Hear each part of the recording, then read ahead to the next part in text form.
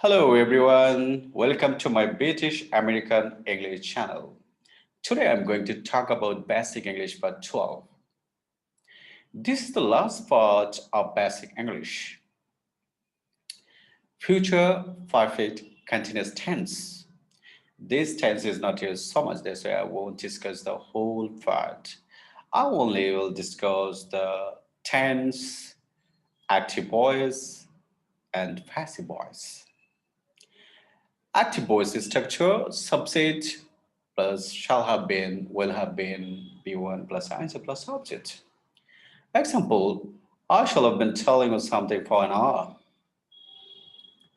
আমি বলতে থাকবো তোমাকে কিছু 1 ঘন্টা যাবত। Passive voice structure subject shall have been being, will have been being, be3 by plus object. Example, you shall have been being told something by me for an hour. তোমাকে কিছু বলা হইতে থাকবে আমার দ্বারা 1 ঘন্টা যাবত। Don't forget to subscribe my channel.